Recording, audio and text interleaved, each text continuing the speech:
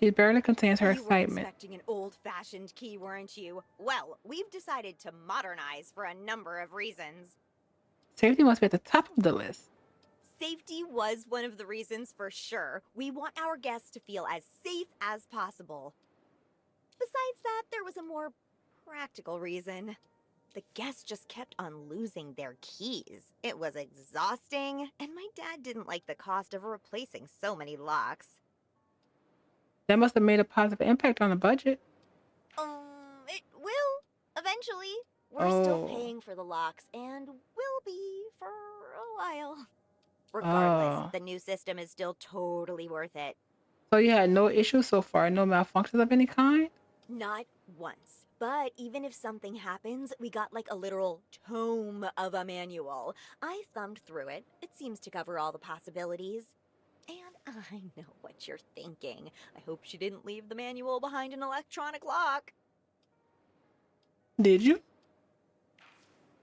She laughs. Don't you worry a bit. It's safely tucked away in the storage room with the other manuals and warranties and whatnot. The storage room. A. It must be a good idea to read through the manual. Perhaps it could help find a way to somehow open Frank's store.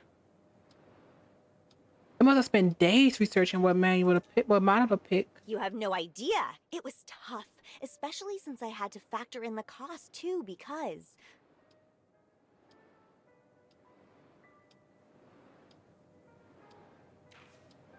Lowers her voice, almost whispering. the business hasn't been doing well financially lately.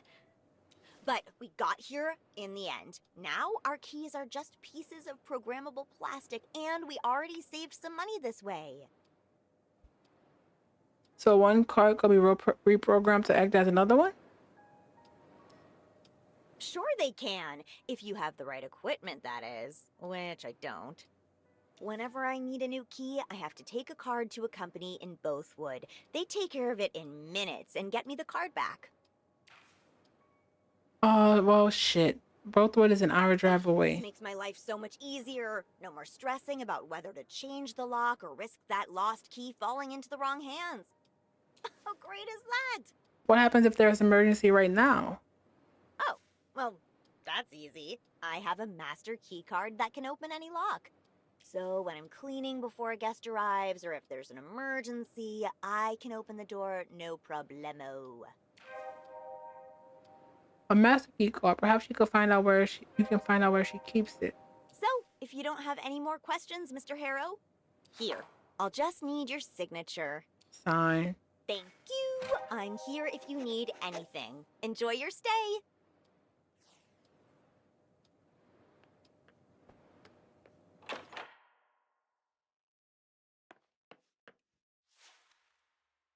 Search the box labeled documentation for the lock manual. It holds several unmarked ring binders, forgotten and carelessly stashed away. They are overflowing with papers.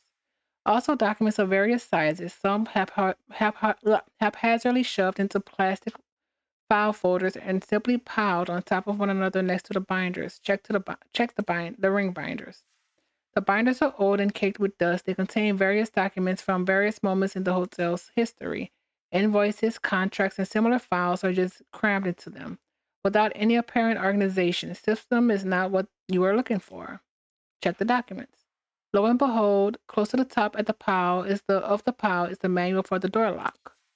Its pages are crisp, white, and unnervingly pristine, standing out against the time-worn binders that clutters the box. Search the manual.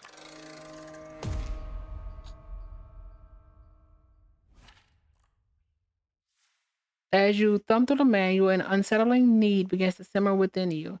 An insistent compulsion to master every nuance of this lock before daring to breach it.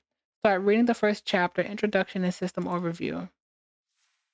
The introduction chapter is filled with the usual platitudes about the brilliance of electronic locks, particularly the model used in this system, Secure Lock 2.0. All right, I remember it.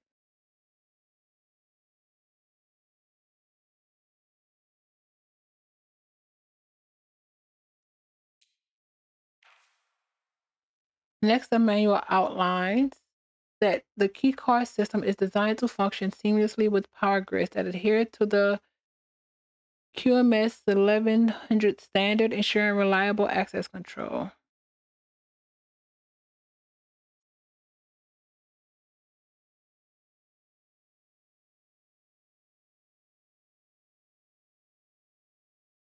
QMS 1100 standard, check.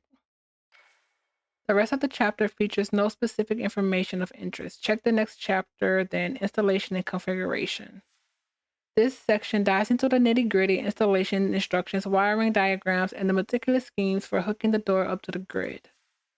The provided wiring diagram in Appendix 8 must be cross-referenced with the on-site configurations to ensure that redundant power lines are isolated. Otherwise, the primary lock may malfunction intermittently, especially under conditions of high electromagnetic interference as defined in Section 6.7. So, can we open it right after the lightning strike?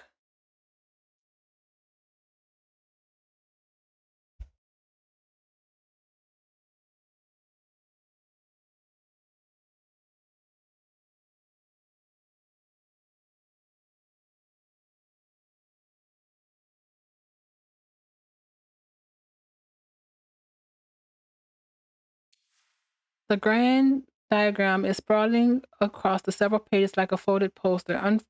Unfold wiring diagram in appendix and look at it in detail. So many lines and shapes tangled together. It's a maze of circulatory circuitry that makes your head spin. The complexity is overwhelming. Maybe this puzzle is just a bit too tangled for me. Or maybe this is exactly the insight you needed. Hunt for a solution further down the line. Among cryptic symbols and lines, you notice a familiar term, QMS 1100. Wasn't that the standard mentioned in the first chapter? It is, but you're still not sure what exactly the QMS 1100 standard is or why it is important. All right, on to the next chapter, operation and maintenance. The chapter explaining how to properly operate the lock during everyday activities to prevent malfunction or damage to the system. It is imperative that routine maintenance incorporates a thorough verification process to ascertain the persistence compliance of the power grid with the stipulations of QMS 1100 as a crucial for sustained alignment with the operational standards set forth by the system. Is the manual supposed to be sponsored by the QMS 100? Laugh if you want, but you'll want to keep an eye out for it as it shifts through the rest of the text. Next, it explains that the lock is hooked up with either the TechSense 2100 single or the TechSense 2100 multi keycard readers. They should be kept clean at all times. So, which variant is used in this case? According to the side note, both variants can manage up to 128 doors. The single variant employs one card for all doors, whereas the multi-variant supports a unique card for individual doors. So must be the Detect Sense 2100. Detect 2100 multi. Then, okay. A few paragraphs are committed to compatibility with access cards versus key cards and forward compatibility with access card V5 key cards and forward compatibility with access card V6. Seems like this system using access card V5.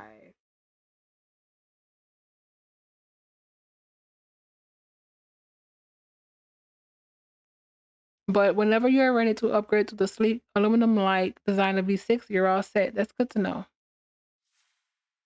The system should be regularly checked for potential issues, the most common being lock sorting and sensor override. Search the definition of sensor override. Never, a few paragraphs down, it hints almost offhandedly that in theory, prolonged exposure to a stroboscopic light source could trigger a reset in the lock. Never mind, I don't think I can find a stroboscopic light source anywhere nearby. Not, no chance, another dead end. Check the manual for an explanation of lock sorting. The explanation drones on. Lock sorting is rare if you've got a QMS compliant grid. It doesn't bother to explain what lock sorting is. It's tossed aside like common knowledge among locksmiths, something you're supposed to just get. The paragraphs blur together, numbers swimming in your vision. Fatigue starts to accumulate behind your eyes. Fear begins to creep in. What if this manual is just beyond your comprehension? I'll have to slow down, dive even deeper into the details, read everything at least twice. 2 chapters left. There's got to be something you can use. Read through the next chapter, security and advanced features.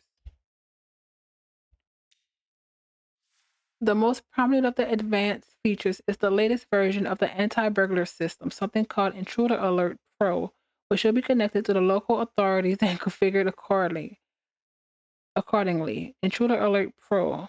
Okay, next.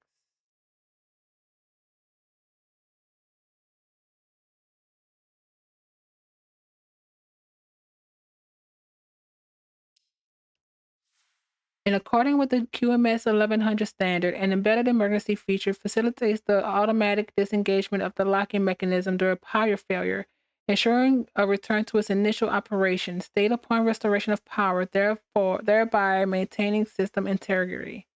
This again, the standard has to be the solution.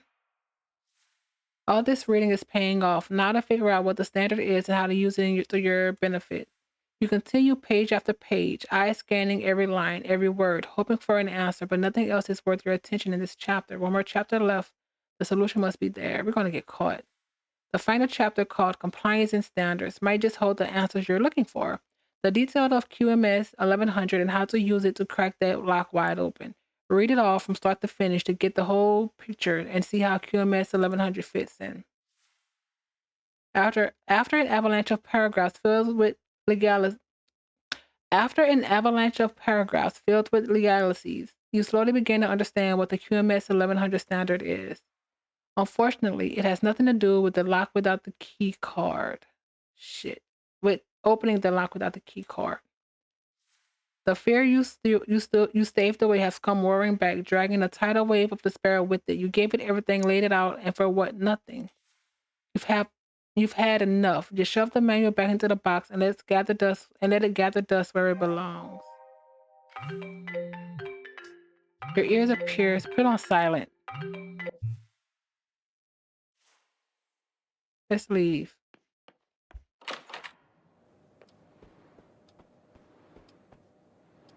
Anything new? How can I help you, Mr. Harrow? Um, I need to talk to Ben. Is he the manager of this place? There's a hint of panic in her voice. He is, but why would you want to talk to my dad, Mr. Harrow?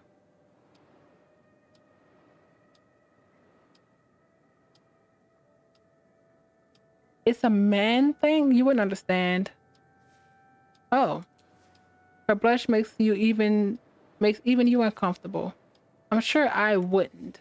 The trouble is he's not even here.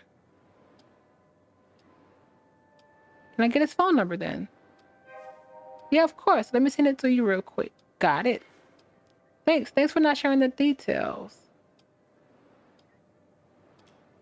Okay. Let's do this for now. All right, now let's wait for a minute or two and then go back to tell her you left the key inside the room. Let's wait for a while. Okay.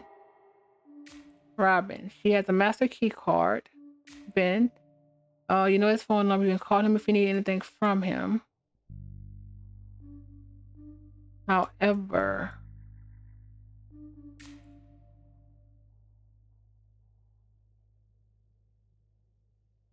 there is a detailed keycard system. No, I want to try this first. Save. I'm going to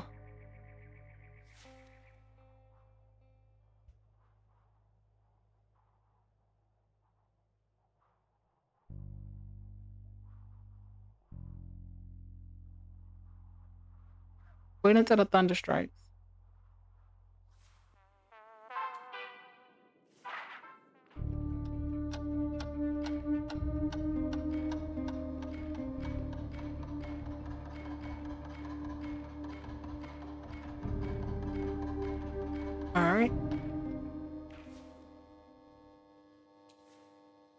Here it comes. Let it straight.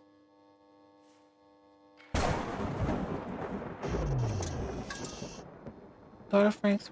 Are you kidding me? Ugh. I thought that was gonna work. I really did. That's annoying.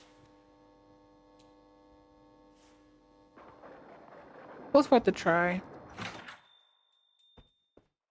How can I help you, Mr. Harrow? I left my key card in my room. Can you by chance open the door for me? No worries, Mr. Harrow. That happens all the time. Good thing I... She must have drawn it. Is this where she keeps it? But then she freezes as if she remembered she gave it to the freaking dude. Her face conforming a mass of intense concentration. Let me just check something real quick. She closes the drawer, puts her hand in her back pocket, then looks at you Sorry again. for waiting, but I'll need to confirm something. Out comes her phone, fingers flying across the screen with practiced ease. It vanishes back into the pocket just as quickly. Confirmation should come in a minute. Her breath comes in quick, shallow bursts as she rummages through the shelves. A loud ping fills the room, a new message. She pulls out her phone again, glances at the screen, and sighs deeply before tucking it away. Listen, I'm really sorry, but we'll have to wait for my father to return. Okay, and when will that be? As soon as the roadblock is gone, that is around 9, Ugh. he'll be here. Until then, just have a seat and relax. Alright. Around now. The loop will reset by then. You have to find some way to locate the master key card. Persuade her to open the door right now. That's not happening.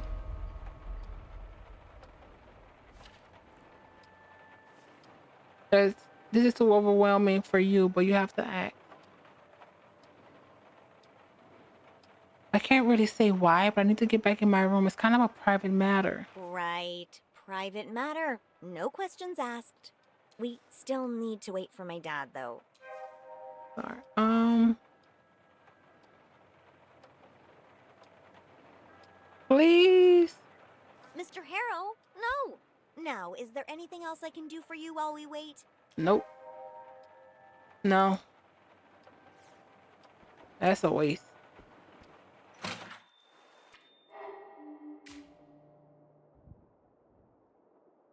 I'm not giving up.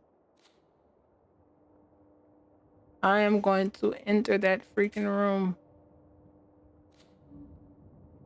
I wonder if we can change it.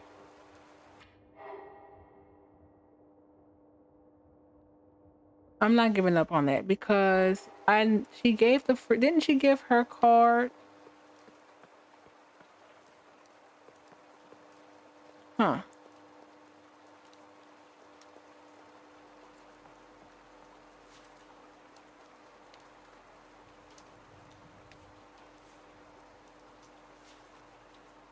Call Ben, ask where's her stuff.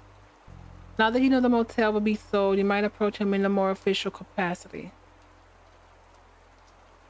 Um, and I'll introduce myself as her lawyer. A bold choice. Let's hope he doesn't ask for details you don't know. The phone rings once, twice, and then again. Each pause between the rings chips away your hope that anyone will pick up, but then finally the call connects. His voice drips through the line, hazy and unconfused. Mr. Fleming, I'm Malcolm Chabotski from Chabotski. Wow, and your ex-wife is lawyer? What? Who? Wait, are you a new lawyer, or did we already meet? I kind of forgot. Sorry, I think my ears are on a delay. You said you're from Scribbly Scribs and Sons? Something is wrong with this man, but what eludes you?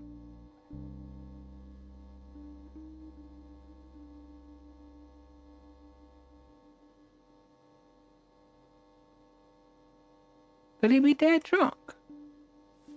No, something's off. He sounds totally hammered. Yes, but he's too coherent for a man soaked in liquor. It'll be hard enough, and it'll be hard getting any useful info out of him while he's like this. Still, you have to try. So at 8:39.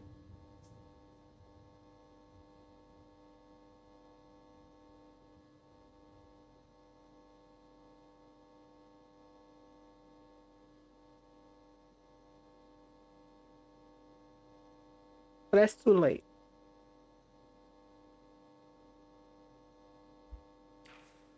The silence from the other side of the call is so long and so profound that you're sure Ben has completely forgotten he's even talking to you.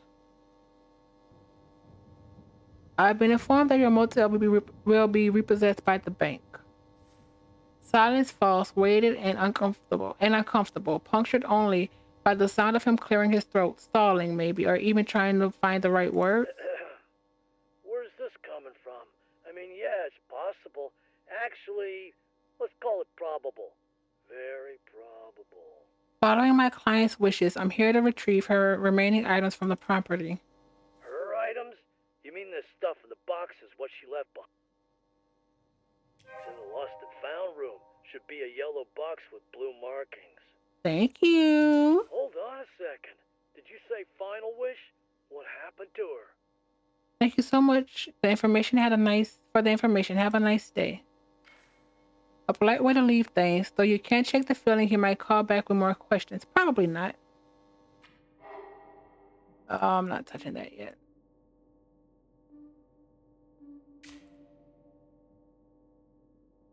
Blue stripes. Okay. Go back.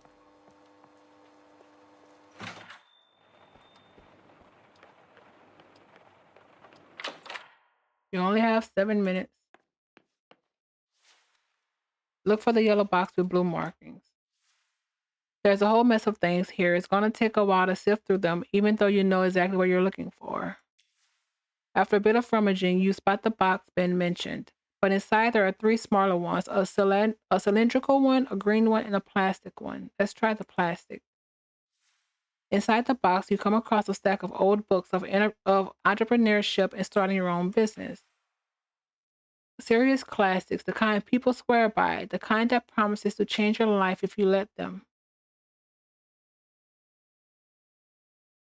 Oh, she did her homework, no doubt about it. The pages are scarred with underlines, ravished by a fervent need to understand, to conquer every inch of that knowledge. Look into the cylindrical box. Cylindrical box. Shoes, all kinds, classy, for work, high heels, low heels, no heels, comfortable ones, torturous ones, anything you can imagine, and then some. That's a lot of shoes. A lot understatement of the century is an invasion, a whole army of souls waiting for their next mission, their next step. Look into the green box. There's a pile of notebooks, all dated from the 1990s, but the writing's a chaotic mess. Every page, it seems, is covered in sketches and doodles, tangled up in half finished thoughts. It's raw, frantic. Look for a time. Look like Looks like this was from when Anita was unhinged. A different side of her, the one she's been hiding from you all alone. It adds up. Flip through the notebooks. You do the rest. You do your best to shift through the jumble of barely legible text. It's a disordered mix of thoughts, ideas, and dreams all thrown together, impossible to follow like a tangled thread. Every now and then, certain words or phrases jump out, screaming for attention amidst the chaos. Examine the pages with Ben's names. It's all over the place. His name is scrawled everywhere, like she was trying to exorcise him or summon him back. On one page, his name is in a heart, retouched in ink re, retouched in ink over and over until the lines bleed together. On another, it's stuck through so many times that the paper tore. And then there's the page where his name is written again and again, no space, just the relentless chains of letters. Like she couldn't stop, like she had to get it out, all of it, until there was nothing left. It sounds like obsession and a dangerous one. Maybe he was a lighthouse, bright guiding yet blinding, yet as much a beacon as he was the fog that swallowed it. A place of security, sure, but also a place you'd run from when the light got too harsh. Look for hope. Some words are unreadable, but you manage to piece them enough together. Hope, the words stick in your throat like a splintered hope is good to you through. Hope, hope, hope, like a record that won't stop. Hope, a trickster, a liar. It gives, then rips away. I hate it. She was in a really dark place. Like you would have never Like you would have done any better if you were in her shoes. Look at the passage titled Not Alone. This one looks organized, stripped down, almost clinical, like it's been transcribed from somewhere else. Not alone. That's what we want you to understand. You might feel like the world has left you behind. It's okay if all you feel is anger, sadness, or nothing at all. But know this, there are hands that will hold you, voices that will speak when you can't, shoulders that will carry you when your strength is gone. You're not alone, not here, not now. You might not believe it, but we're here and we're not going anywhere together. We keep turning together. What's this sounds so supportive. There's something ominous about it as well. Makes you wonder if this was pulled from some spiritual guidebook or one of those self-improvement manifestos. The drawings alongside the text are a strange mix. Hollows, despairing faces and suns that beam across the entire pages.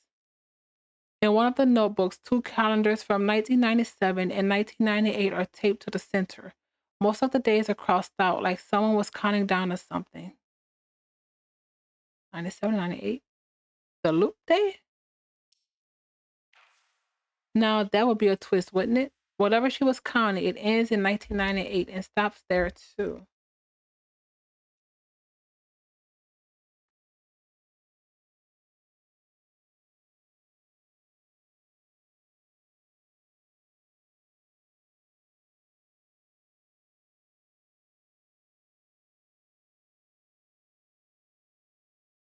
But I wonder what else is there.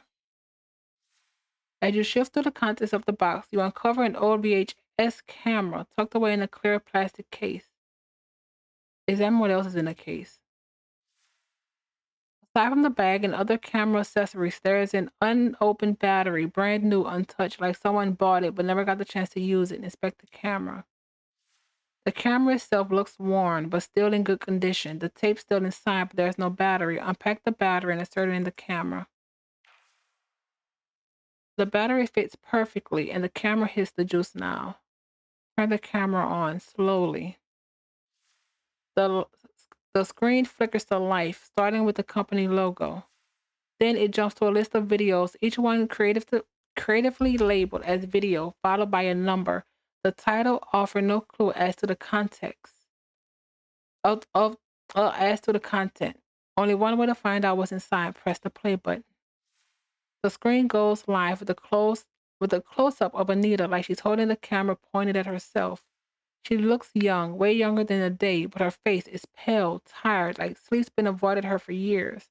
The date in the corner says 9th of March, 1998.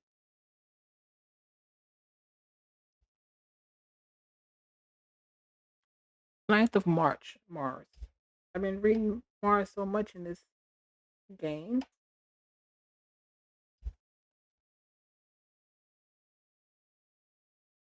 Is she happy, tired, or just tired, tired? Hard to say. It looks and feels like the kind of tiredness sleep won't fix.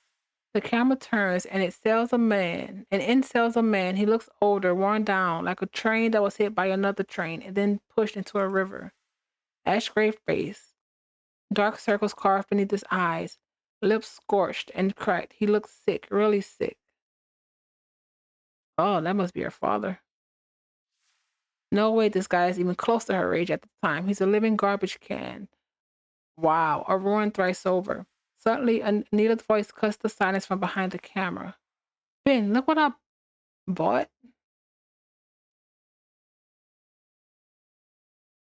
What? Oh. The camera moves closer. His face feels the shot, and it's even worse close up. The grainy footage makes it all feel like a cheap horror flick. Her eyes are filled with nothing but desperation. He reaches out, hands brushing the camera before the picture jostles shake and cuts to black. What the hell happened to that guy? Who knows? Whatever it was is on film. Okay.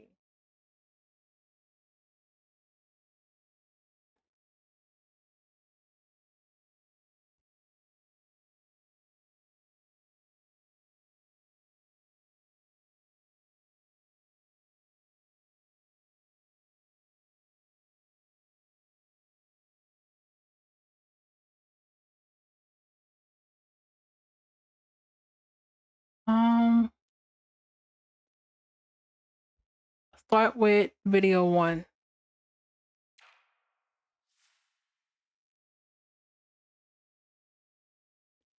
A small screen and low resolution barely lets you see all the details, but after a few moments, you realize it's the wedding recording. The footage focuses on the bride and groom at the table. They look familiar, younger, and with big smiles on their faces.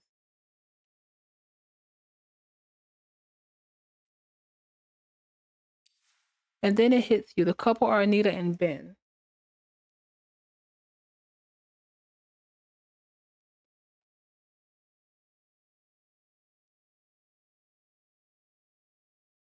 The date at the bottom of the screen reads, wait, what? 6th of September, 1999. Okay, continue watching. The cameraman moves through the banquet hall, weaving between guests, trying to capture the atmosphere and the people gathered there. The recording shifts to the entrance of the hall, where the camera catches a group of teenagers talking, laughing, and playfully shoving each other around. It's hard to tell them apart at first because the camera zooms in and out. One is dressed for the occasion, while the other two are in plain clothes. Still, they all seem to be having a good time. Let it roll for a little. Suddenly, shouting erupts, and the camera swings to an obviously drunk man stumbling towards the teenagers from outside. The well-dressed kid walks to the man and tries to calm him down. Mr. K, please, they did nothing wrong.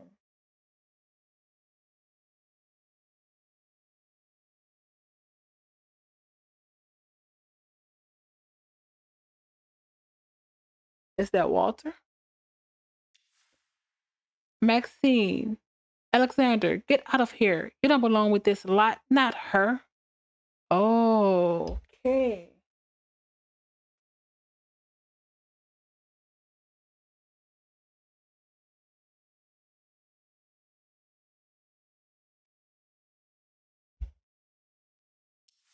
The two of them bolt.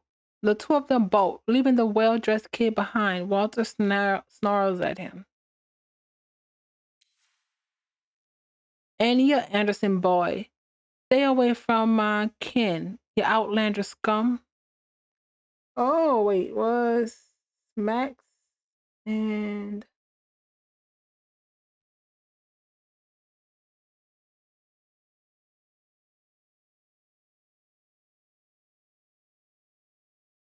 wait, is that the guy from the room? The frame quickly spins back to the hall, like the cameraman is pretending none of it happened. Looks like Max and Alex were raised with strict no fun allowed. Anderson boy, Outlander, what the hell is this guy babbling about? Who knows? Drunk people say all kinds of things, most of it nonsense. We're gonna look at I'm surprised time isn't going. Fast forward a little bit. Anita and Ben are back in the frame, sitting and talking to each other. The cameraman is clearly far away as he zoomed into the Mac so he can't hear their voices. Still, by her smiles and the way she touches Ben's cheek, it's clear that they both are happy beyond words. He kisses her on the forehead and hugs her affectionately. This Anita appears so different from the one you've met, moody and quick to get into argument. So,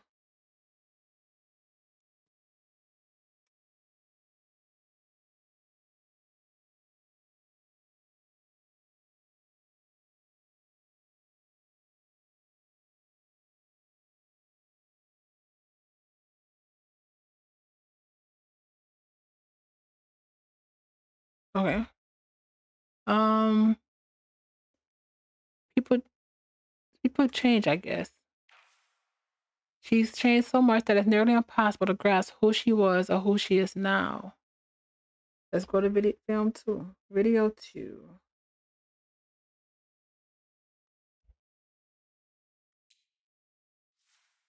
An entrance to a large building appears on the screen. Judging by the people's uniforms and ambulances, the cameraman is in front of the hospital.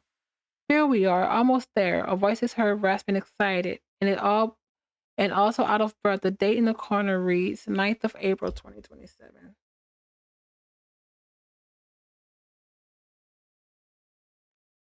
2007. Crap. We know this date repeating is August 8th, 2027. So maybe this is when Robin was born. The camera swivels to the source of the voice. At first, you can recognize the man standing there, but then it dawns on you it's Ben. Not the Ben you saw before. This is a man reborn, older, yes, but in that rare kind of way where time has treated him kindly. His cheeks are plump with the flush of health, tinged with a rosy hue. The despair that once clung to his eyes like tar is gone, replaced by what? Hope? Happiness?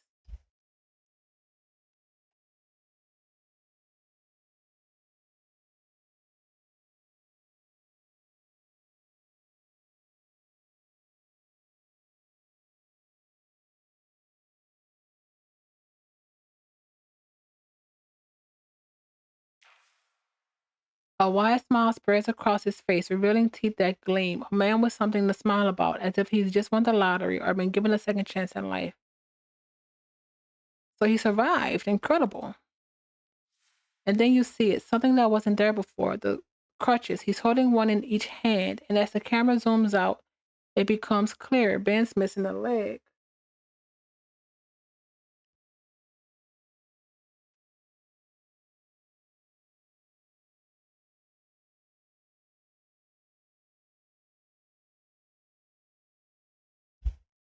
His trousers are pinned up where flesh and bone once were.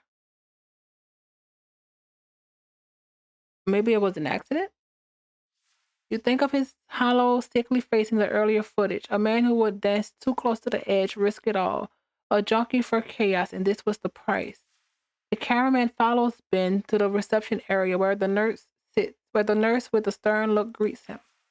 I'm sorry, I'm in which room is Anita Fleming? I'm Ben. Sorry, her husband? His voice is shaky and happy. The nurse's face brightens with a warm smile as she shares the room number and directions to get there. As he strolls down the dim hallway, a hauntingly familiar melody hums from his lips, something you haven't heard in ages. Is that Here Comes the Joy bundle? Either way, it's unmistakably a children's tune. They arrive in front of the room. Ben opens the door, and there she is, Anita cradling a newborn. Yep, cradling a newborn in her arms.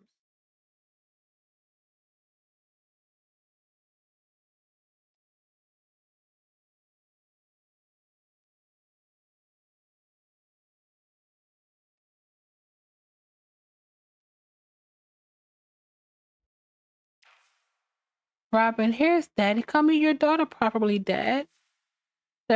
This must be Robin up close, her tiny face resembling a wrinkled mask, puffed up like a little balloon. She's crying with all her might her new lungs can muster. With all the might her new lungs can muster. She's adorable, they both are. Joy radiates from Anita's tired eyes, a weariness that has nothing to do with the burdens of before.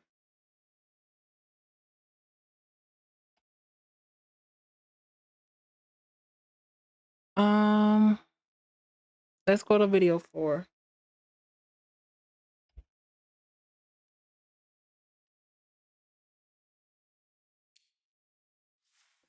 The recording is grainy and the picture jumps up and down as if the same fragment of tape has been overwritten countless times.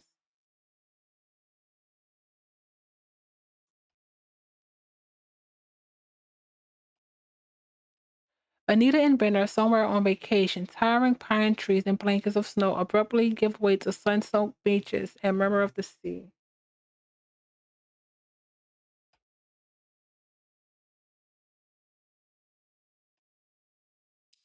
The dates blur and shift rapidly. The only certainty is that it spans the years between 2002 and 2006.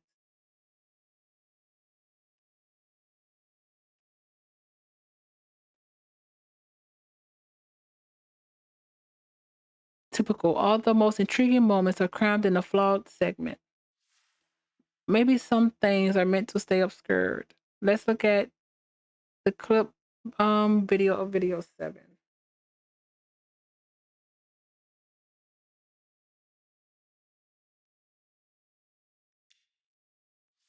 The recording flickers to life, showing a parking lot in front of the motel. Anita and Ben are standing among a number of people. The date reads 17th of October 2000.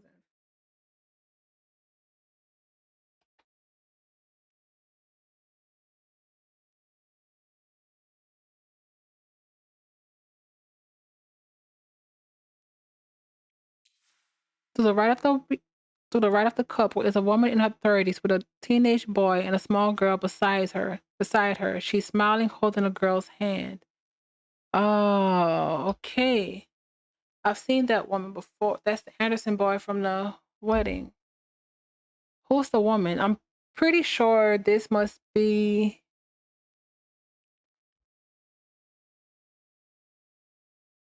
the small girl and boy must be Riley and Frank. But who's the woman? I've seen that woman before. She seems important to the couple, perhaps due to her position, but the focus doesn't linger on her long enough to catch a clear look at her face. The crowd chants, speech, speech, speech. The camera focuses on Ben waving at everyone. Thank you all for joining us in the greatest of all moments. Your support has been truly important to us all. Special thanks to you, Barb. Barb. I owe you much more than support. You, along with Frank and Riley, will always be like family to me.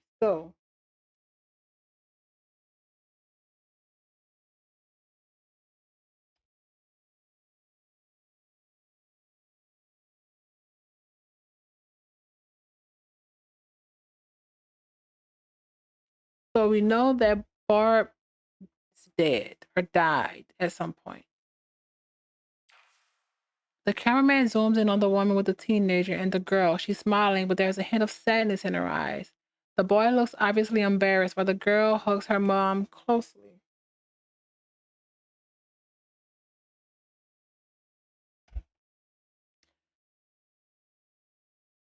Frank's last name is Anderson. Heck, um,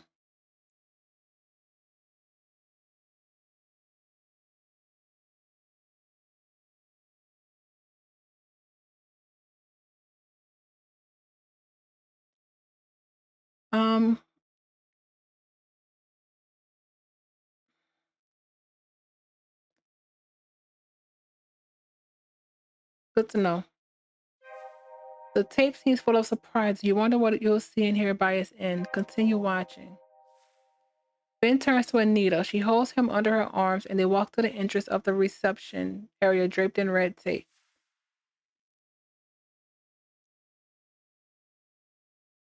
Um,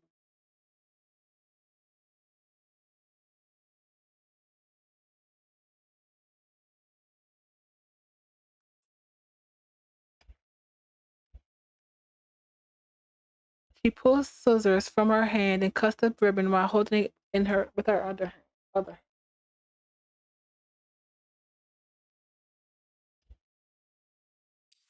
The cameraman yells. Now the crowd erupts, shouting the motel is now open. Clapping fills the air. Some even clap their hands over their heads.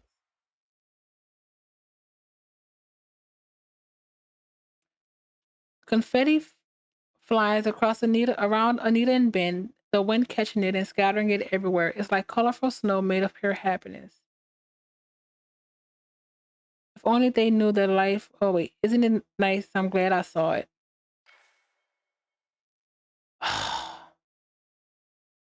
Now it's gone. Sometimes moments like this bring light into life. I hope that it's not too terrible out there. Video wait.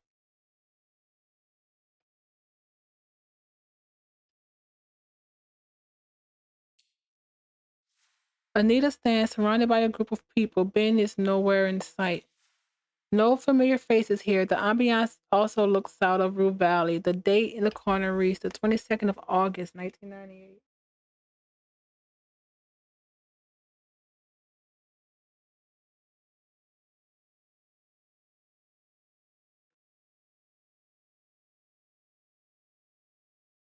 Um, looks like it can't be a divorce because they were together in 2000.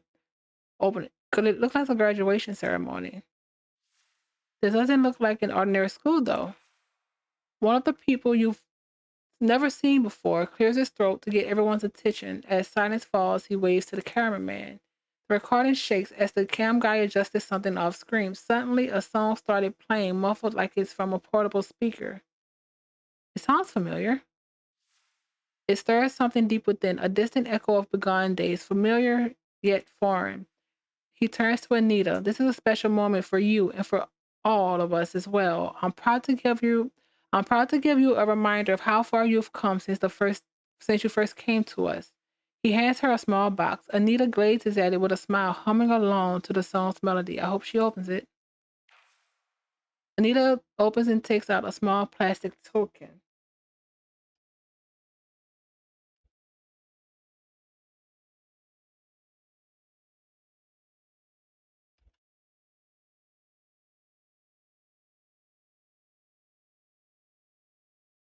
That she still fumbles with. That's the same thing she was holding in her hand tonight and fiddling with. As she smiles, the speaker says, and don't forget, when the going gets tough, the whole crowd shouts, turn right. Wow.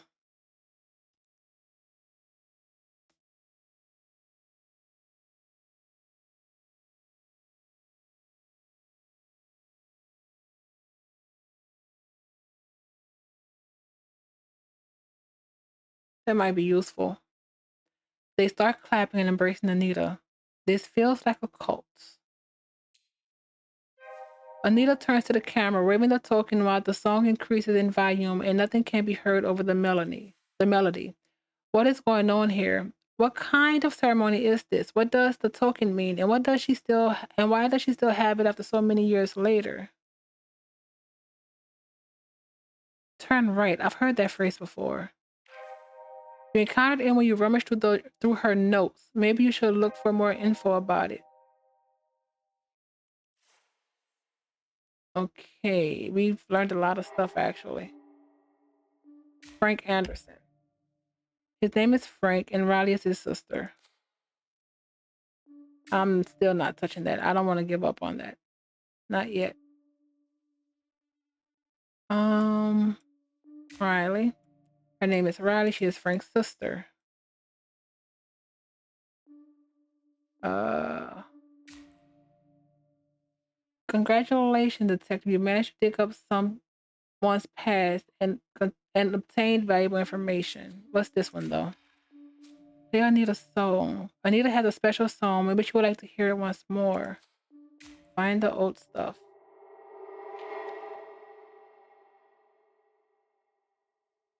Anita's forgotten time. Anita's forgotten things were kept in a yellow box with blue stripes. Maybe it was dear to her heart, especially this old camera. I don't really care. Sure. I don't have enough for that. Not really. Um, let's save. 'Cause I actually like how that went. Let's leave.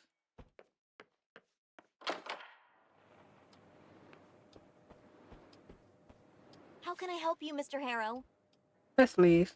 Let's do this. I'm stuck in a time loop. Oh, well, that's an interesting thing to hear. You managed to transform her extreme enthusiasm into pure awkwardness. You must be very tired. Why don't you go to your room and get some rest? And don't you worry about anything. Dr. Fink is the best. I lost the key, remember? Never mind. And she thinks I'm crazy.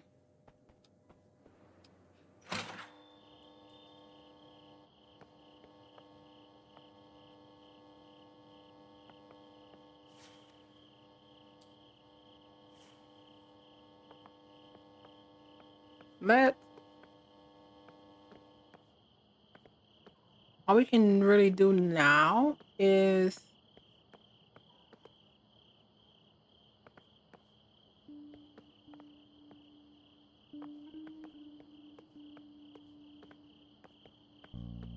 huh. Let's just stick with it.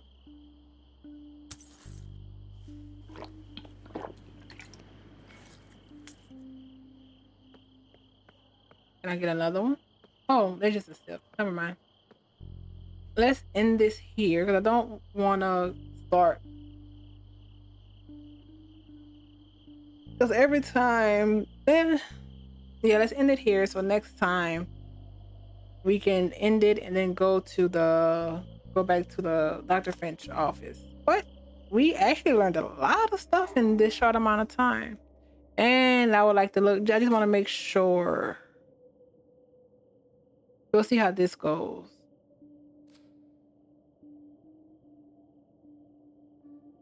It's a lot of, we still, oh wait. Oh, we still have this. We still have no idea. Walter is something. Then whoever Jason is to Maxine. And this guy who